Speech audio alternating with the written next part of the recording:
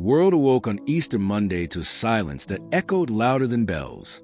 A gentle stillness had descended upon Vatican City, as if heaven itself had paused. In the heart of Rome, behind ancient walls and beneath golden domes, something sacred had passed. Pope Francis, the shepherd of souls, the voice of forgotten, the bearer of peace, had returned to the Father.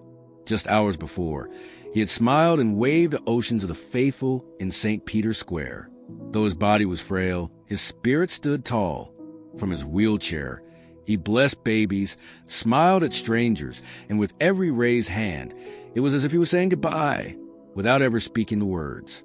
His final public message, spoken through his aide, called for peace in places torn by hatred: Gaza, Ukraine, and every unseen battlefield of the human heart. But perhaps that message wasn't just another Easter plea. Perhaps it was a benediction for the world, a final offering wrapped in humility, born of love. When news broke at dawn that Pope Francis had passed away, the streets of Rome trembled with emotion. People wept openly. Pilgrims rushed to the square, not out of panic, but prayer. And somewhere, between grief and grace, a whisper rose in the wind. He was with us. He truly walked among us. Pope Francis wasn't just a man in white robes.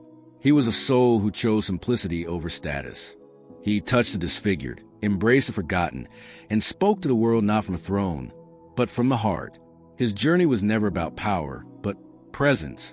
As we begin this sacred reflection on his final hours and the light he leaves behind, I want to offer something deeply personal. In this video, we will be sharing a special message to those who comment their name and city below. If you'd like to be part of our next tribute, your name spoken in front of thousands, your city honored in prayer, leave a comment and a like. You might just hear your name in our next story, shining for a moment like a star in the sky. 1 minute of recognition, a moment that belongs to you. This is not about fame. It's about being seen, being remembered, being blessed. And now, as the bells begin to toll and the light of Easter flickers gently in the morning sky, we ask, what truly happened in those final hours? The air still clung to the incense of Easter as the sun gently touched the marble pillars of St. Peter's Square. Just one day before his passing, Pope Francis had appeared before tens of thousands. Frail in body, yes, but radiant in soul. He was driven slowly through the crowd, his hand lifting in soft, deliberate blessings. Mothers raised their infants, and the Pontiff leaned forward, touching each child with reverence, as though every heartbeat held the promise of a better world. Though his voice was not strong enough to carry his Easter homily, his eyes spoke volumes. They shimmered with light.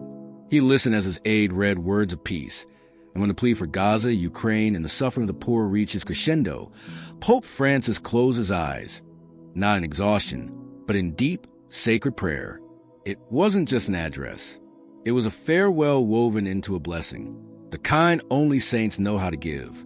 What many did not know was that behind the scenes, the Pope's health had been quietly declining. Since February, pneumonia had taken residence in his lungs, the same lungs that had once endured surgery in his youth. He had struggled, but never surrendered. Even in the face of pain, he chose presence. Even as death stood quietly in the shadows, he chose love. That Sunday, the square became a cathedral without walls. The applause of the faithful was a kind of holy music. The Pope's silence was not absence. It was a deeper language, one that only the soul can hear. And then came the dawn of Easter Monday. At precisely 7:35 a.m., surrounded by those who had served him faithfully, Pope Francis returned to the arms of eternity, not with grandeur, but with peace, a life emptied of self, filled only with grace. No announcement, no trumpet blast, just a final breath, as soft as a prayer. And now, the world asks, how does one begin to say goodbye to a man who never wanted the spotlight, only to reflect it onto others? A man who looked not to power, but to people? As we continue this journey through his final chapter, we begin to unravel not only the traditions that surround the death of a pope, but the ways in which Francis, even in death, redefined what it meant to lead, to love, to serve. But first, a question remains. What happens when a pope breaks the very traditions that have defined his office for centuries? Tradition has long been the heartbeat of the Vatican, a cadence carried through centuries, uninterrupted by time or change.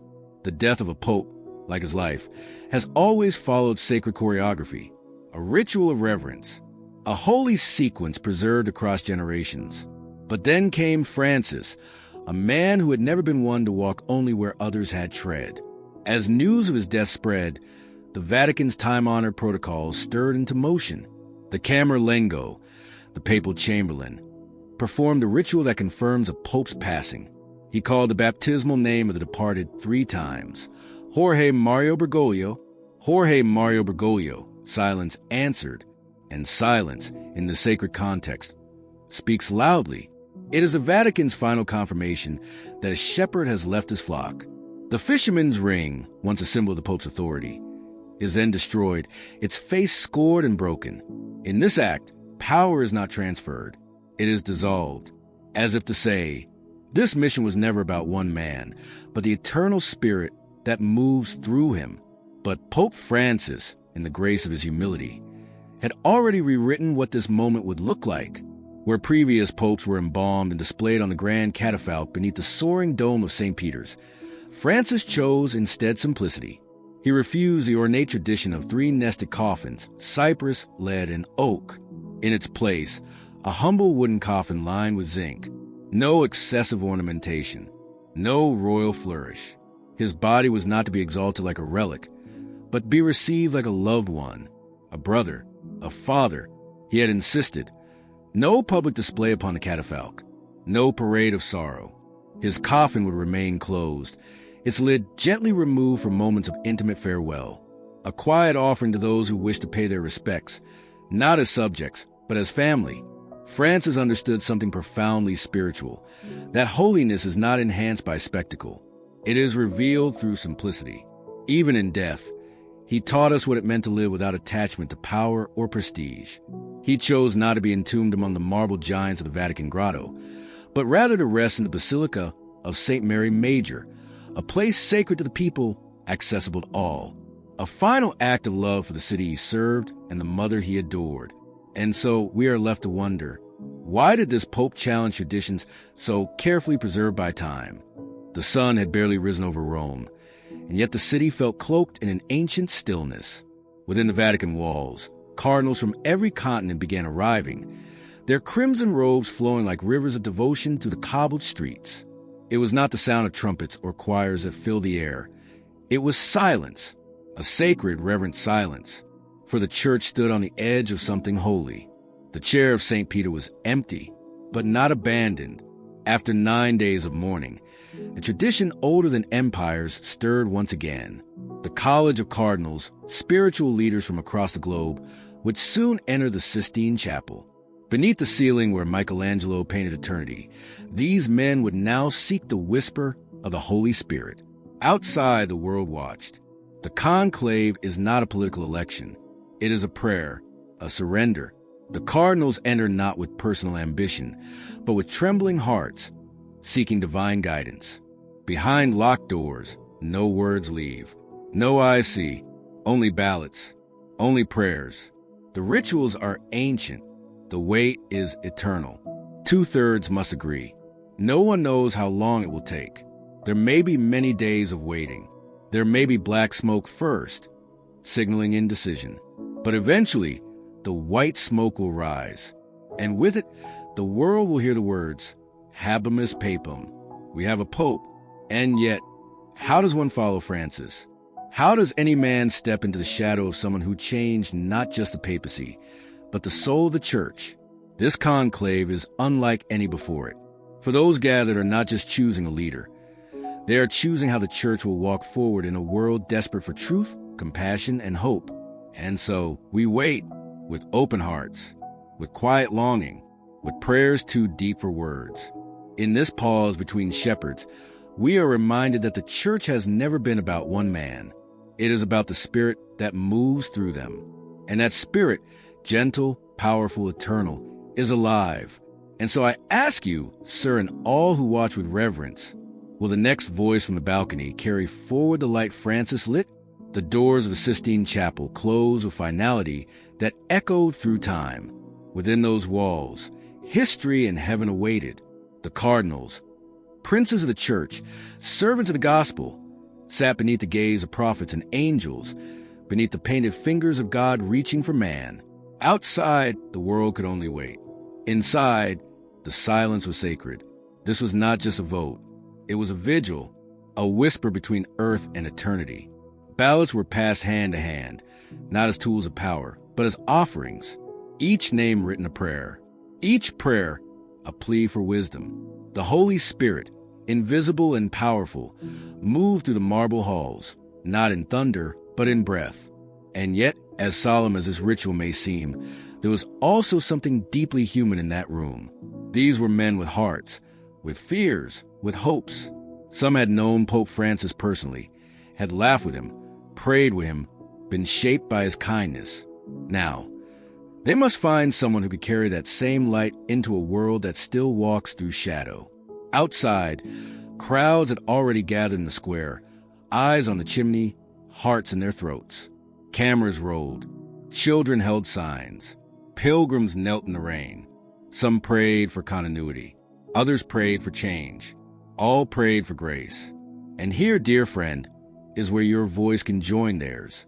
If this story has touched your spirit, if you, too, believe in a church that serves with humility and walks with the poor, if your heart, like ours, longs for leaders who listen before they speak, then I gently invite you to click like and subscribe to this channel.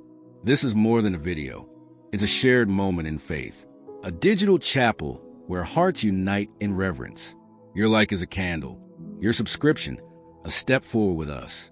Together, we are part of this living story. As the first ballots were burned and black smoke billowed above the rooftops, uncertainty remained. The world held its breath.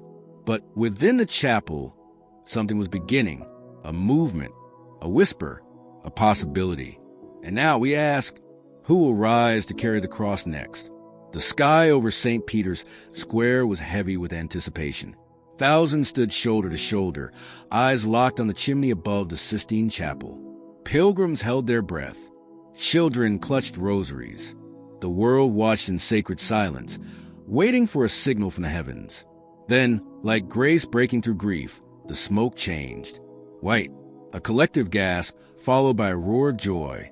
Bells rang out. Tears flowed freely. Habemus Papam. The words echoed through the square, ancient and powerful. We have a pope. But this was more than an announcement. It was a resurrection of hope, a divine answer, a reminder that even in the loss of beloved, God raises up new light. The curtain on the balcony pulled back, and from the shadows emerged a man, unknown to many but already beloved. He stood humbly, his eyes lowered, his hands trembling slightly, not from fear, but from the weight of what he now carried. He did not speak with grandeur. He spoke with gentleness. And as he offered his first blessing, the square fell into a prayerful hush. No phones, no cheers, only hearts bowed in awe. The Spirit had spoken again. Inside that moment, we did not see a replacement. We saw a continuation. The legacy of Francis, the servant, the reformer, the soul of compassion, did not end. It passed on, not as a torch, but as a light shared among candles. And this, dear friend, is where your voice matters more than ever. If your heart was stirred by this journey, if you believe that no matter who stands on a balcony, the true king is Christ himself, then I invite you, from a place of love and truth, to comment, Jesus is the King. Let that phrase ring out not just in the comments, but in the heavens. Let it be a prayer, a declaration, a banner of faith in a world that needs light more than ever. And now, as this chapter closes, I invite you to take the next step in this sacred journey. A new video awaits you, one that may change your heart, inspire your spirit, and deepen your walk with the divine. Just click on the screen now. This next message was meant for you, because the story doesn't end here. It never does when love leads away.